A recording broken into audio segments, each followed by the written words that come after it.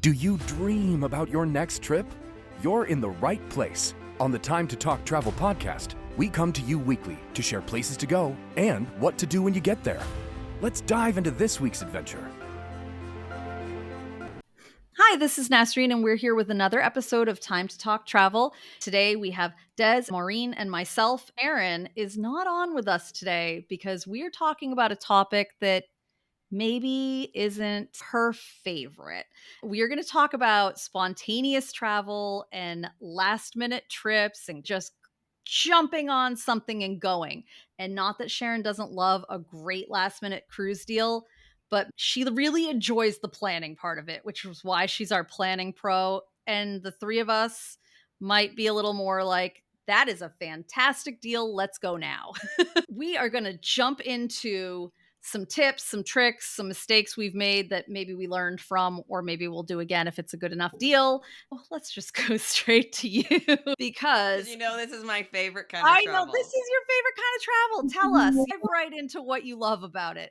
I think partially because I know there's only so much you can control. When you plan things out hour by hour, day by day, you can be disappointed because things don't usually go the way you plan.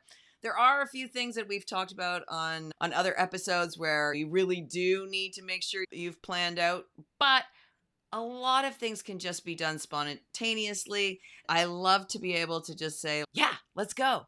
And that might be away for a weekend with a girlfriend, with my husband, on one of his business trips where I fly as a companion with him on Southwest. And you know what? I'll figure it out when I get there. I just want to be there. I don't even care if I get to a chance to look at the top 10 things. Let's just go. I'm with her. It's a go with the flow kind of thing. It's similar to parties for me. Sometimes the best parties are the ones you throw together at the last minute, and the ones you planned for a year fall flat. And you're like, oh, that was so much less than I was hoping. It's to me the same with a trip. If you book it and you're waiting and you're planning, and those can be great too, but sometimes it really is just, you know what? We've got the weekend and nowhere to be. Let's go. It doesn't matter if it's throw a dart on a map and pick a place, or hey, I heard yesterday. Yeah, maybe we're not actually taking off spontaneously, but deciding to do it spontaneously is a part of it too. We booked a weekend at this country concert in a field in Gonzales, Texas. And it was because we were talking about fun things, and this band came up, Red Clay Strays. That's the nearest concert that's coming up. It's a 3-day festival. I'm really hoping it's not like Country Burning Man. But you know what? 8 of us, we're all in. We have our VIP camping site because we're not that diehard. It's who you're going with. And as long as they're not a stick in the mud, I need to think about it. I can't do wishy-washy. It's just go. Let's just have a good time, and we'll figure it out when we get there. It's an inspirational serendipity, not being able to overthink thing for me. 4 kids, we all have 4 kids. Mine are a little younger, and so it involves planning. A lot of times that is how we get away, when we can fit something in at the last minute that works out, that, oh, okay, we have these days free, we can go. It frees me from trying to overthink and plan everything. I don't like to line up an entire itinerary, but if I have enough time to plan, I feel like I should. I was just in New York City this last weekend with my husband for our anniversary, and I booked it a little bit in advance, like a month, not a ton. But you'll have to tell me if you guys do this too. I make a menu to choose from. With those last minute trips, a lot of times they're shorter than the average trip. You're going for a couple of days. I don't want to spend my time when we're there figuring out what to do. Instead, I make a menu of 20-ish things we could do that will be open on those days, things I'd like to see. Just general things to go do. I put them on a Google Map, and then when we're sitting there going, what should we do today? I can start with a list instead of starting with We might have to kick looking. you out of this episode. No! That's just plain. Down the street and go, that place looks cool. You walk in. I do that too, That's- but if we're looking at each other, what do you want to do? What do you want to do? At least there's a starting point. Hey, there's this cool thing I know I'd love to take a picture with.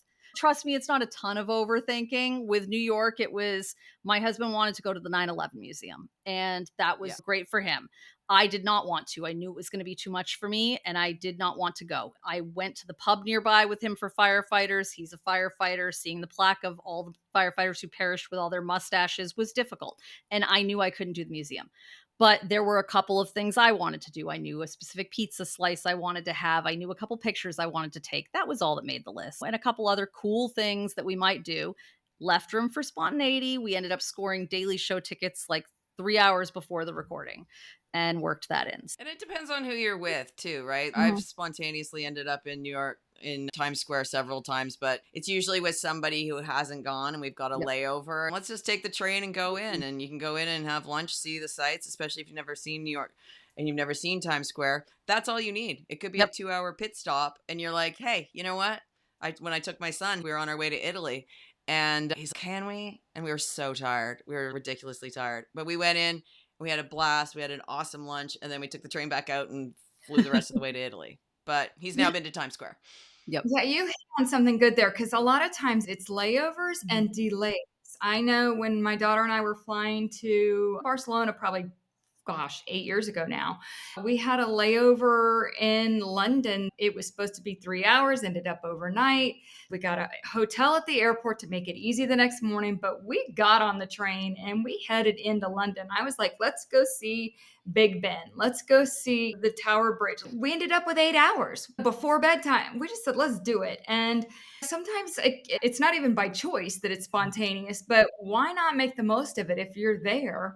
Go for it. And I think my other thing is it doesn't have to cost a bundle. I think a lot of people think last minute means, oh, you're going to pay more for airfare, you're going to pay more for hotels. That is not always the case. A lot of times you get better deals because they have availability that they weren't expecting. So don't assume it's going to be more just because you're planning it at the last minute. Flexible. Like if you're Yep. flexible, like I think we all have the friend who struggles with flexibility, and I don't mean in yoga, with not knowing necessarily exactly where you're going to stay or where you're going to eat or what we're doing each day. As we've established, I like to just go with the flow, see what we feel like doing that day. But to the extent I've also learned that, you know, it is stressful to be the tour guide, especially if you're the moms and everyone's like looking to you to figure out what you need, what we're going to be doing. Not a bad life lesson for kids and maybe for some friends to relax a little bit and go with the flow and not worry. There will always be a restaurant to go to, and maybe you'll find that jewel of a local gem where the locals eat. I just did Playa del Carmen twice, one as a total tourist and one with people who live there 4 months of the year. Down the same street both times, and I saw entirely different places. As a tourist, I was like, oh, I was just dazzled by everything sparkly and shiny and fun. But then when you walk around more like a local, and they have spent enough time there to get to have locals share those places, I wish I did a little more walking and a little bit more exploring that way. I agree. I remember going to Aruba with girlfriends. I had a friend who owned a house down there. They lived in different parts of the country. So we all would just meet down at the Aruba airport. And because she had a house there, she had a relationship with a lot of the locals. It was a totally different experience than people flying in who know no one. And I almost feel bad now when people go because I want them to know Sharon, who works at Salt and Peppa's, and Shimon, who runs the windsurfing boat. I would just climb on the boat with him and ride all day back and forth along the shore. And that's fun when you can connect with the locals, whether it's spontaneous or otherwise. That's always an added bonus. But do know your crowd, do know who you're traveling with, because you're right. I have 4 kids, 2 of them are horrible travelers. If there's a delay, they're going to whine about it for the next 3 days. And then the other 2 are like, whatever. So know your audience, because it's not fun traveling with somebody who isn't going to be flexible. It doesn't have to be the 5-star restaurant. It doesn't have to be the fanciest hotel. Just let's make the most of it, see who we meet and what memories we make. I love my itinerary friends for an itinerary trip. I am more than happy to go with the flow. If somebody else has a plan that they'd like to make happen for us, fabulous. Let's go with it. But spontaneous travel with a plan is pretty tricky to do. Yeah. I think a lot of my initial spontaneous travel experience was in business travel. My mother is not a spontaneous traveler. We went to Disney and she bought the book because you didn't go on the web back then, and planned out every day and organized the luggage by the day. She had a printed typed itinerary. When I started business traveling, it seemed like a shame to be all of these different places and not see things. I would stop and swing by and see something and take a picture or find a cool restaurant to try. I remember thinking at one point in time in Kentucky, I may have carried it a little too far. I had seen on the highway that there's a place with bison coming up, and I'm like, ooh, I want to see a bison, buffalo, whatever. And so I stop. I've got on black dress pants and black loafers and whatever dressy top I have, right? I thought they were just gonna be right there. I'm huffing up this muddy path. It had just rained. My loafers are getting all covered in mud. And then I round the corner and there's a whole bunch of bison. Okay, this is cool. I guess it was worth it. But for a minute there, I'm like, I'm gonna get murdered out here or fall down on my butt or be covered in mud for the rest of the day. But I worked it in. I Sounds saw like a some great buffalo. story. I know. It was just something else to add on to see the place. And honestly, I think that doing those little stops and seeing things and stopping for historical markers connects you more with the area, like you were saying, Des, with the knowing all the different locals and the places to go. That brings up another good point. Being spontaneous does not mean being stupid. You still have your brain about you as far as don't go down the dark alley in New Orleans. There are streets that are totally safe, and not just New Orleans. There's dark alleys in every city, I Oh, think, yeah. these days. But it doesn't mean throw caution to the wind and go have a blast. I still need to be smart about what you have on you and what you bring along. And even the flights you book, the being safe part doesn't go out the window just because you're being spontaneous. Do keep If that in mind. anything, you're right, Des. I think I totally agree with that. You actually need to be a little bit more aware because you likely haven't done your research. You don't know where you are. You don't know where those sort of sketch neighborhoods are and where the nice ones are. You might turn a corner and be like, ooh, be aware of who's around you and what's around you. The first time we went to Berlin, I think I had a day and a half notice. My husband was going for business and everybody else that was supposed to be going wasn't going. He had a hotel for 3 days for free. So let's go. Now, that was probably one of our best trips, but we really did have to be aware because we had done absolutely no research. We just knew that there were places we wanted to see and we would find them as we went. We just arrived and were like, hey, Berlin, what you got? Yeah, and there's a read the room energy to being Mm-hmm. spontaneous because even if you think you're familiar with an area, it can change. And if you're not familiar with an area, you can realize. I know that I was in Louisville. I'm walking. I cross under a bridge on the street and I'm like, things just changed. I'm going to turn back around and go the other way. And it was very easy to recognize. And then my husband and I were in San Francisco. I've been to San Francisco a million times. One of my companies that I worked for was based there. I was there every quarter for meetings. I'm very familiar with it. We were staying in an area that I was familiar with, walking around areas I was familiar with. They had changed drastically. As soon as you're aware that a situation may not be great, you're not going to push forward just because you've been there before and it was fun. You know when to walk away, know when to be like, okay, this is just an area I'm not going to go into right now. It doesn't feel right. Like you got to have a gut to do the spontaneous travel. It doesn't hurt to do the safety things again. I've talked on previous podcasts when I was in Barcelona and I was alone and decided to go climb Montserrat, which was an hour and a half train ride. And by myself, I'm wandering a mountain. I pass a sign, missing boy, and I'm thinking, wow, did someone push him off? Did he just get lost? You know what? I probably should have notified somebody that, hey, I'm going to be here today. It's the mountains though, because I have the mountain story too. Sometimes when I get angry, I go hiking by myself, burn off some steam, especially when I was younger, okay? Or that was the only time I ran. It was like my hot girl run to work it all out or whatever. I had just gone through a breakup. I was pissed and I'm like, I'm going to climb Mount Washington. And you're all like, what? I did. I've ever had that feeling. Yeah, okay, this is what I did. And I do outdoor stuff. It's not like I'm never hiking and I'm just all of a sudden I'm going to climb it. So I did basic research the night before. I packed everything up. I had myself ready. I lived fairly close. I get there and I've looked up like what time I should arrive and start and when the weather turns. I'm going in August. It's one of the best months to go because it's warm and there's only a light chance of hail and snow when you get near the top. I've done all my research. Great hike. Go up. Fantastic, making great time, hide under a rock for a while it hails, no big deal, get up to the top, get back down. Do you know what I missed out of all of this? Apparently, they have a sign-in book where you're supposed to leave your license plate number in your car and your contact number. So if you don't come off the mountain, they can call someone for you or they know that you're missing, that you went on the mountain, that you didn't just leave the car there and go somewhere else. Yeah, oops. Not my brightest moment. I made it, but She I freeze didn't for you do the too? safety precautions. Yeah. I love that was your angry, non-planned plan. Your spontaneous hike required that much research. Not even, I just want to know, I would like, probably how just long go to does it take? Target or something. I don't know. I think I wanted to do something big and make a statement and take a picture on top of a mountain or something. I don't know. It was like Okay, that makes more sense. Got that. I have thought a you were just picture of like me on top of it, like, "Arr." there in front of the bedding. Max, look at the great purse I bought today. Another spontaneous tip, just because you decided last minute doesn't mean you can't do a tiny bit of research either before you leave or on the way. I will tell you, I made a stupid move. 2 weeks ago, I had to go down to Florida, and my daughter is in college. I stopped in Gainesville to see her for the night, knowing the next morning I can get up early, take off, go get to my mom in Vero. I stay overnight at this hotel. It's a Sunday. Monday, I leave Gainesville 1 o'clock and head down to Vero. For whatever reason, when I pulled up nav, it said the turnpike was going to take an extra hour to go. I needed to go toward 95 down the coast. Fine, I'm going to pay attention. I do this, but not realizing by the time I get to the coast, it's added an hour to 95. What had happened was there was the Daytona 500 race on that Sunday, and there was a rain delay. The race, instead of happening Sunday, was happening Monday. So I put myself in the middle of all of the Daytona 500 traffic.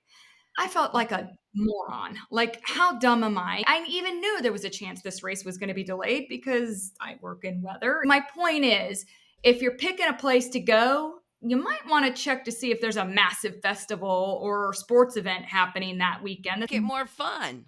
We took friends down to Galveston to show them around, thinking it would be like a quiet day in Galveston. It was the Lone Star Biker Rally. There was like 10,000 motorcycles and bikers down there, and we were, oh, should we? Shouldn't we? A great time. It was great fun. Awesome people watching. Oh, see, I'm the Yes. opposite. I'm all like, oh, spontaneous travel. So and so conference just canceled their convention in this city. Hey, there's going to be some great deals there now. Every time I see a big cancellation where someone pulls out and there's news headlines, I'm like, oh, opportunity. And that can be a great way of traveling too, is you just go, hey, you know what? For whatever reason, something got canceled, or you just sometimes just one of those free weekends pops up. And you can, instead of deciding when you can go somewhere, decide where you can go when you're available. Don't have a set idea as to where you want to go. Through Google too, you can find just cheap flights to somewhere for whatever date works for you. Kayak has an explore function that I've used before where you can put in how far, how many connections, what your budget is, and look there. And then actually, Des and I were just talking earlier about Roam. It's ROAME.travel.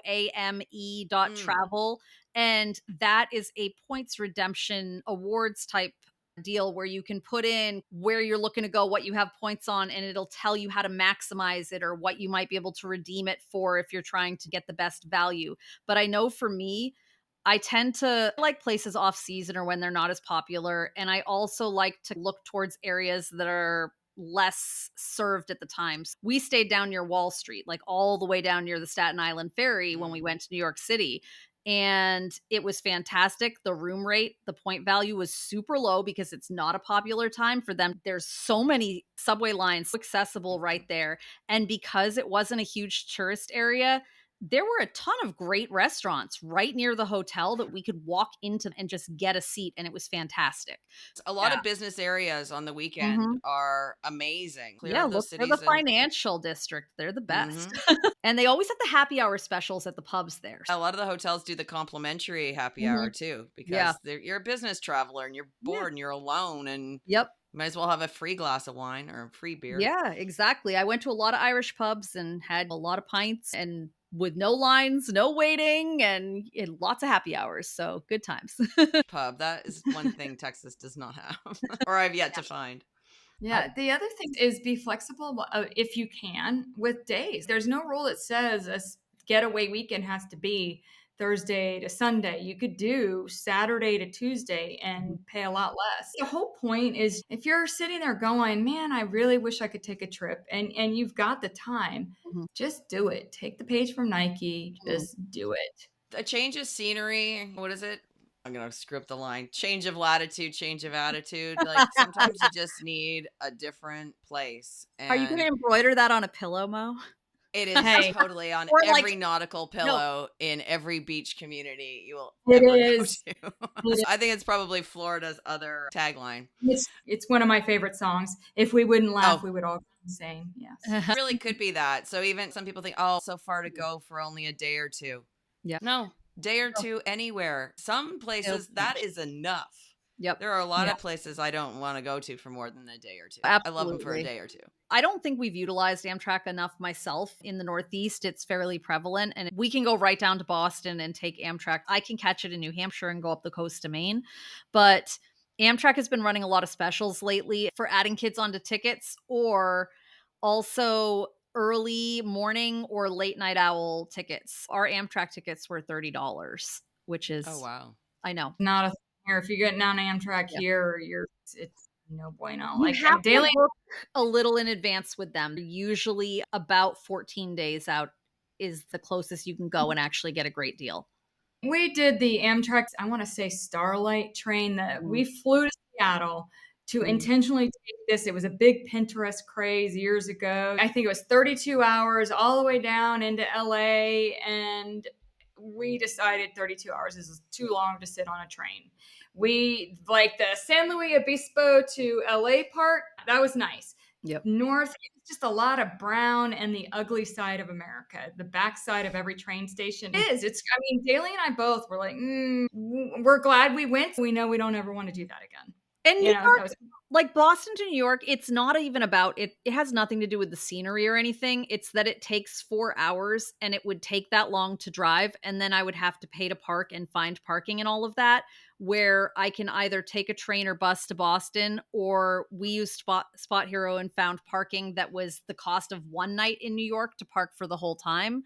And it was so easy and no traffic. Last time we went to New York, it took us like 6 something hours to drive back, and there was a lot of swearing. yeah, I can imagine. Trains from here don't really go anywhere. It's not. Need to work on that in the South. Maybe it's different in I don't Texas. even think there is a train. There must be are a trains train, in Texas. There's one that goes from Houston all the way out towards Big Bend, but it takes a Okay. long time. I know we looked Well- at it a couple of times. There are routes through Texas, but a lot of times the Greyhound in Texas, Mo, have you done that yet?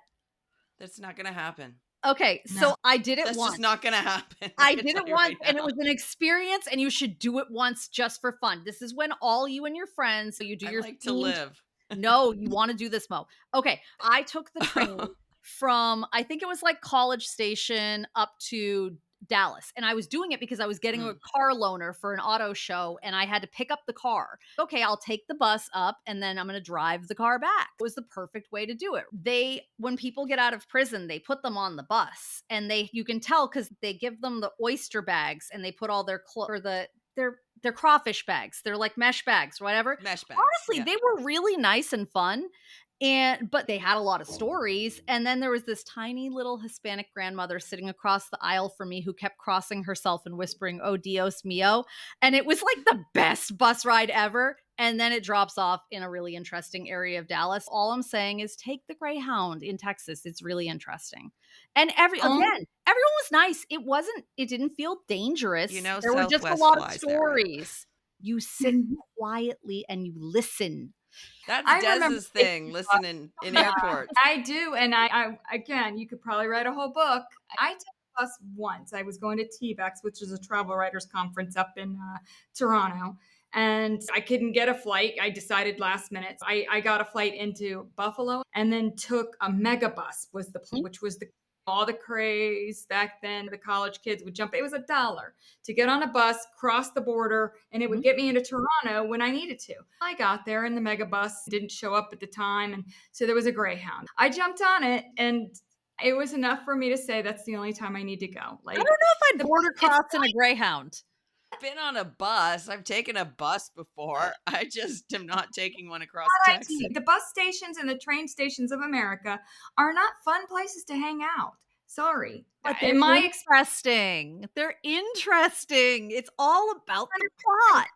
I'm all about people watching. I do love people watching, but I'd have to schedule one. You're gonna have to work on me on that one. I've taken a lot of We're gonna be buses. taking a bus ride. We need a Greyhound sponsorship, and I'm just going to drag you guys around to different stations. However, there is in Texas, Vaughn. It is a business luxury bus. They go between Austin, Houston, Dallas.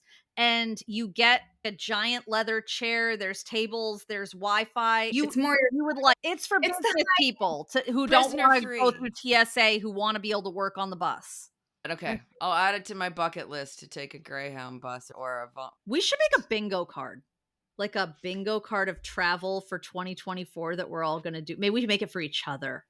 Oh, that might be good. It does looks confused and more like concerned. travel challenges, not really bingo card. Just you got to do it once. Because one of us has to win when we get bingo.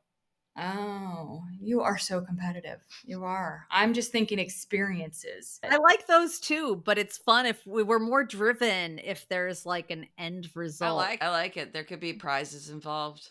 Like somebody has win, I to don't slide have down to the ever middle take of a an bus. escalator in a sparkly dress and not spill their drink. Mo's already done that. She can check that off. win. I think you could do both because if you did an experiential one, your favorite experiences each, that would be cool to share with people. And then maybe do another one where it's like, all right, let's take you out of your comfort zone bingo. This is the you won't get in trouble, but you're going to walk a fine line here bingo. By the sounds of it, we're going to be doing some of these podcast recordings from various places coming up. I even took my mic to Mexico in case we needed to do one. Outside the country now, she's a professional traveler. We've covered a lot of spontaneous travel, and I have to tell one story, and maybe I'll cut it later if it doesn't fit, but I have to tell you because we're on the Amtrak on our way back from New York, and these folks sit down in front of us. I know it's good to be spontaneous. I get it. But I've never been on a train where they're like, it takes 4 hours to get from New York to Boston? 4 hours? I thought it was faster than that. Now, they were from Europe, and they were absolutely flabbergasted that it was going to take 4 hours to get between these two places. They spent the beginning of the train ride Googling the miles, looking at the map, looking online to make sure it was really that long. Oh no, it must just be a time, like they must get there faster.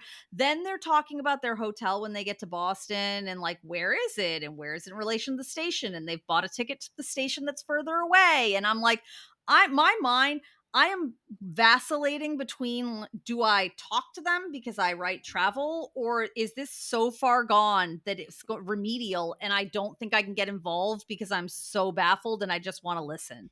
And then No, they started to figure it out a little bit, and I couldn't get involved because I realized the hotel they had booked wasn't actually a hotel. It was like a Airbnb type thing. So they're talking about drinking in the bar of the hotel, and I'm sitting there going, it's over a Shake Shack and it doesn't have an elevator. I wonder if they know they're going to have to climb the stairs with their suitcases. And I just didn't want to. I'm like, this is going to turn into a therapy session, and I don't have it in me right now. Shout out to the people from Portugal. I hope that you did okay in Boston. You seemed excited about the museums. You seemed like you were going to figure it out. You got on a train without knowing how far it was or where you were getting off. I feel like you landed on your feet. I get it though. I can totally sympathize because when I went to Ireland the first time, I couldn't believe how small it was. We were going to drive from Dublin down to Cork, I guess it was, or Wexford. And I thought, okay, this is going to take us 4 or 5 hours because I grew up in Florida where going anywhere just to leave the state takes 6 hours from where I live. We were there in under 2. And I went, whoa, we have a whole day. In Europe, everything really is close. And it's a quick train ride. We had the opposite in Spain because, sure, it looked this far on the map, but the road went like this along the coast. Yeah, that road, if you stretched it out, we probably could have driven halfway across Europe. Yeah. What? That was what baffled me. Like, you buy the ticket from one station to the other, and it tells you where you're getting off and what time you get there. But it's like buying a plane ticket. And sure, you can be fuzzy on what the landing time was, but you knew it at some point. No. No? Okay. Wow. I usually get So one time to be fair, it was a very busy night. We were flying from Miami to Uruguay. I got on the plane and I looked at my daughter and it says on the little screen how long the flight is. I'm like, 9 hours? Oh no. I was totally that lady. I said to my daughter, we do not have enough snacks. We're not going to make it. Thankfully, they fed us, and I was only in charge of 10 other people's children, but it was fine. We made it. We're great. Wow. But you're the kind of chaperone everyone needs, okay? Because everybody else is stressed, and you're just like, 9 hours? This is going to be bad with no snacks. We're good. That was my biggest concern. That is the only thing I will worry about is having snacks and water on a plane, because if they don't feed and drink me, I'm gonna That be is upset. where my planning husband comes in, because I like the snacks and everything, but the man showed up and we're going to go walk to the Amtrak train and he whips out a paper bag. It's got a little drawing on it and it's got Swedish fish and peanut M&Ms and all this stuff in it that he knows, like, it is filled with snacks. The man brought me a big bag full of snacks for the train ride, and I had definitely only grabbed like a pack of applesauce and a thing of peanut butter crackers, so I was super excited. So, That's Good man right there. That's right. that's what you need. No, Someone who it's- brings you snacks and likes to travel. That's all I need. I actually saw a picture of this bag on Facebook, and he didn't just bring snacks. He drew a very cute little stick figure couple. There were on stick the figures back. in our anniversary date because it was our anniversary trip. So yeah, It was Aw. very Festive. nice in a while. Very nice. You did. He did. He You did did well pick. I know. Yeah, the snacks are the most important part, even in spontaneous travel. You Maybe still they forgot their snacks. They went to the Bars. Amtrak cafe car and came back and talked about how the sandwiches were $9. And in my mind, I was going, $9 actually isn't that bad. I think they'd charge like 14 at the airport. At least, yeah. Change your latitude, not your attitude. And that's where we'll just wrap things up. No, change of. It's changes of in latitude, latitude, change changes in of attitude. Thing, don't they? Changes in life, changes in attitudes. Nothing remains quite the same. All of our Because when you running, all change of our your location, your attitude changes. Get it now? yes. But it's like So the old- change your latitude. I just say take the trip. Go. Get out of your house.